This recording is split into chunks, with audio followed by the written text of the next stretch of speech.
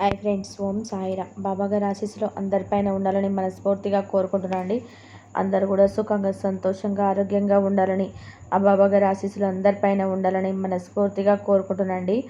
ఇక ఈరోజు వీడియోలో బాబాగారు ఒక మంచి సందేశాన్ని మన ముందుకు తీసుకొచ్చారండి. మీరు అనుకున్న పనులను నెరవేరాలని మనస్ఫూర్తిగా బాబాగారిని కోరుకుంటున్నానండి. ఇక బాబాగారు ఏం చెప్పబోతున్నారో చూద్దామండి. ఇక వీడియోలోకి వెళ్దామండి. ఇక ఈరోజు వీడియోలో మన బాబాగారి సందేశం అండి. మన బాబాగారు ఏమంటున్నారంటే, తల్లి, ఈ రోజుతో నీ కష్టాలన్నీ ముగిసిపోయి కొత్త జీవితం రాబోతుందమ్మా. నా రూపాన్ని మనసు నిండా నింపుకొని నా నామాన్ని జపిస్తూ ఒక నెంబర్ అయితే తాకు తల్లి, తీయటి శుభవార్త చెప్తాను అనేది మన బాబాగారు మనందరి కోసం చక్కటి సందేశాన్ని తీసుకొచ్చారండి. మన బాబాగారు ఎందుకు చెప్తున్నారో బాబాగారి మాటల్లో తెలుసుకుందామండి. చిన్న రిక్వెస్ట్ అండి, మన వీడియోస్కి అయితే ఒక చిన్న లైక్ అయితే ఇవ్వండి. ఫస్ట్ టైం చూసే వాళ్ళైతే మన సాయిబాబా పిలుపు ఛానల్ తప్పకుండా సబ్స్క్రైబ్ చేసుకొని సపోర్ట్ చేయండి. కామెంట్స్లో శ్రద్ధ సబ్బుర్ అని కామెంట్ చేయండి. ఇక వీడియోలోకి వెళ్దామండి. మీరైతే తన్మేలు చూసారు కదా, ఒక బాబాగారిని తలుసుకొని ఒక నెంబర్ మనసులో అనుకోండి. ఫస్ట్ నెంబర్ అనుకున్న వారికి బాబాగారిని ఇలా చెప్తున్నారండి. తల్లి, ఇప్పటి వరకు నువ్వు పడిన కష్టాలన్నీ కూడా ముగియబోతున్నాయమ్మా. నువ్వు ఒక మంచి శుభవార్త వింటావు. నువ్వు ఏదైతే కష్టపడుతున్నావో, దేని గురించి అయితే బాధపడుతున్నావో అదంతా కూడా నీ కర్మఫలం వల్ల అనుభవిస్తున్నావమ్మా. వాటి నుండి నీకు తప్పకుండా విముక్తి కలుగుతుందమ్మా. కానీ ఇప్పటి వరకు ఈ కష్టాల వలన నువ్వు ఎంత క్షోభ అనుభవించావో నాకు తెలుసు తల్లి. ప్రతి క్షణం కూడా కన్నీరు కారుస్తూ నా పాదాల దగ్గర కూర్చొని, నా బాధ నీకు కనిపించటం లేదా బాబా అని నువ్వెంతో దీనంగా అడగటం నేను చూస్తూనే ఉన్నానమ్మా. అంతా వింటూనే ఉన్నాను. నీ కష్టాలు తీరే రోజు వచ్చేసిందమ్మా.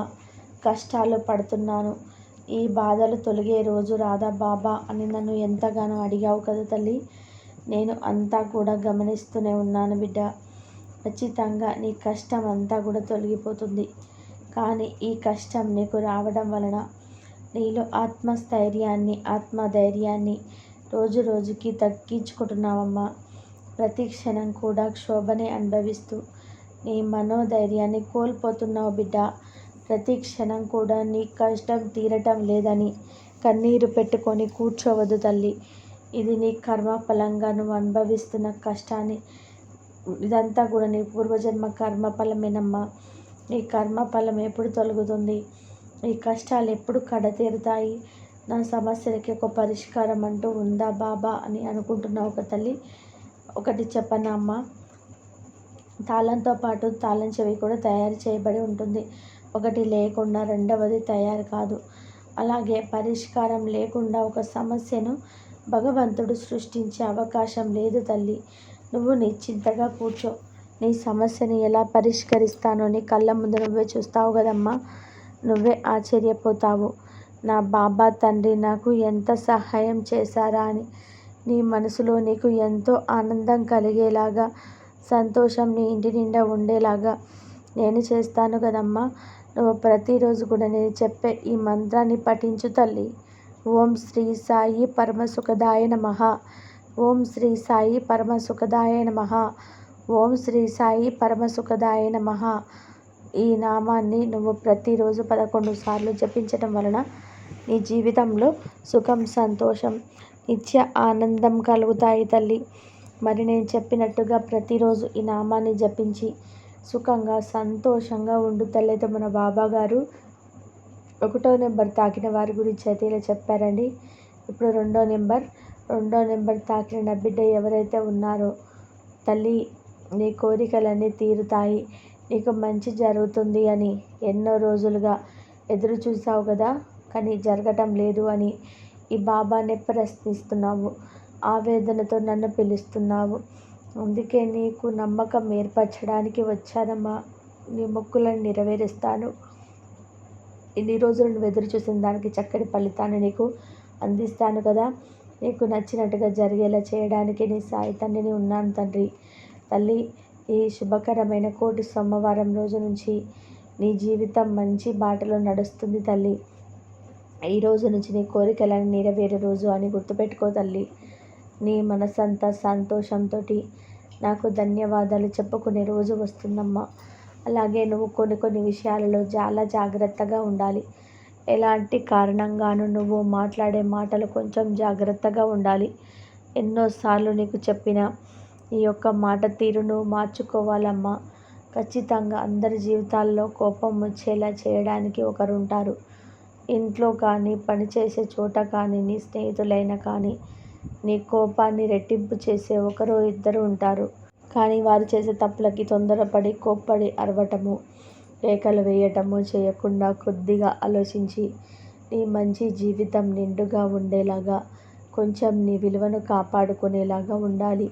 నీ జీవితం ఇంకా ఆరంభం కాలేదు బిడ్డ. అలాగే ఎలాగా ఉంటుందని ఒకటి చెప్పలేము. ఎవరి మనసు నొప్పించకుండా ఉండగలమా చెప్పు?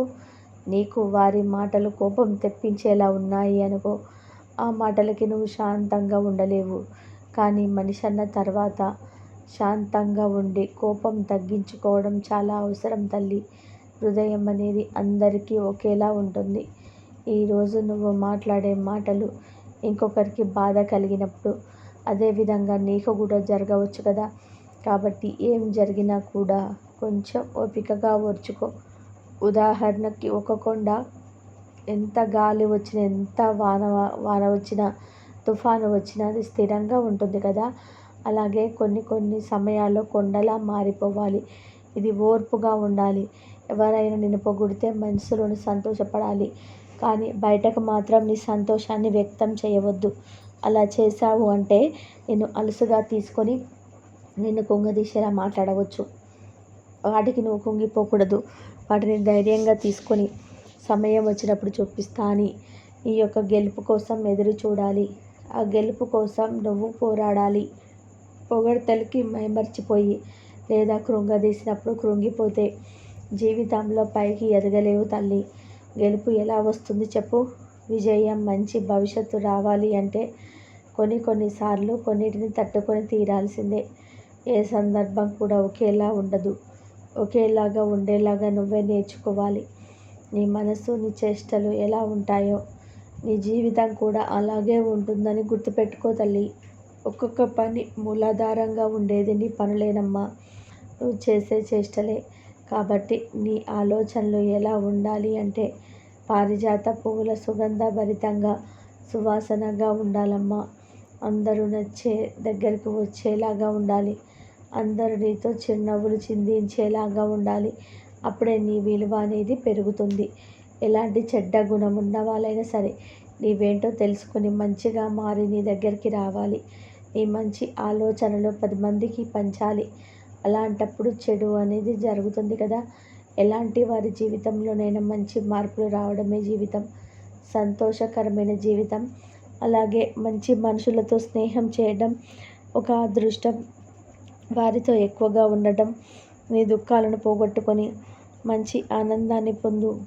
అలాగే నువ్వు పడిన కష్టాలు మర్చిపోయి పెద్ద పెద్ద ఆనందాలు ఎప్పుడు వస్తాయా అని ఎదురు చూడు. తప్పకుండా నీ ఎదురు చూపులో ఉన్న ఆనందం ఇంకెందులోనూ ఉండదమ్మా. నువ్వు ఎదురు చూసి ఎలా ఓపికతో ఉంటావో తప్పకుండా వాటిని ఈ విశ్వం నీ దగ్గరకు చేరుస్తుంది. చెడు పనులు చేసేవారు బాగానే ఉన్నారు కదా బాబా అని అనుకుంటున్నావు. చెడు గెలిచినట్టే ఉంటుందమ్మా. కానీ ఏదో ఒక రోజు చెడు పతనం అవ్వాల్సిందే. నువ్వు ఎప్పుడు కూడా మంచితనంతోనే ఉండు. ఆ మంచితనం నువ్వు ఎప్పుడు కూడా కాపాడుతుంది తల్లి. ఈరోజు బాగుంటే చాలు అని చెడుని ఎవరు కూడా తలవకూడదు. నీకు మంచి భవిష్యత్తు కావాలి అంటే నీ సాయి తండ్రిని నమ్మి ఎప్పుడు కూడా మంచి మార్గంలో ఉండమ్మా. నీ సాయి తండ్రిని నెల్లవేళలా కాపాడుకుంటూ ఉంటాను. నీ బాబా నీతో ఉండగా నీకు భయం ఎందుకు చెప్పు తల్లి. ఫ్రెండ్స్, 2వ నెంబర్ తాకిన వారి గురించి అయితే మన బాబా గారు ఇలా చెప్పారు కదండి. ఈరోజు మంచి సందేశం కూడా అందించారు కదండి. కాబట్టి మంచిగా సుగంధ పరిమళంలాగా మనము ఎప్పుడు ఉంటే అప్పుడు మనకు మన జీవితంలో ప్రతి ఒక్కటి కూడా సక్సెస్ఫుల్ అవుతుందండి. కాబట్టి ఎప్పుడు కుంగిపోకూడదు. ఎప్పుడు ధైర్యంగా తీసుకొని మన సమయం వచ్చినప్పుడల్లా చూపిస్తానని ఈ యొక్క గెలుపు కోసం ఎదురు చూడాలి. ఆ గెలుపు కోసం నువ్వు పోరాడాలి. పొగడ్తలకి మైమర్చిపోయి లేదా కృంగతీర్చినప్పుడు కుంగిపోతే జీవితంలో పైకి ఎదగలేవు తల్లి. గెలుపు ఎలా వస్తుంది చెప్పు? విజయం, మంచి భవిష్యత్తు రావాలి అంటే కొన్నిసార్లు కొన్నిటిని తట్టుకొని తీరాల్సిందే. ఏ సందర్భం కూడా ఒకేలాగా ఉండదు. ఒకేలాగా ఉండేలా నువ్వే నేర్చుకోవాలి. నీ మనసు నీ చేష్టలు ఎలా ఉంటాయో నీ జీవితం కూడా అలాగే ఉంటుందని గుర్తుపెట్టుకో తల్లి. ఒక్కొక్క పని నీకు మూలాధారంగా ఉండేది నీ పనులేనమ్మా. ఇదండి ఈరోజు వీడియో. ఈ వీడియో కనుక మీకు నచ్చినట్లయితే ప్లీజ్ లైక్ చేయండి, షేర్ చేయండి, సబ్స్క్రైబ్ చేయండి. మరొక మంచి వీడియోతో మళ్ళీ కలుద్దాం. అందరూ బాగుండాలి, అందరిలో మనం ఉండాలి. ఓం సాయిరాం. శ్రద్ధ సద్గురు బాబాగారి ఆశీస్సులు అందరిపైన ఉండాలని కోరుకుంటున్నాను.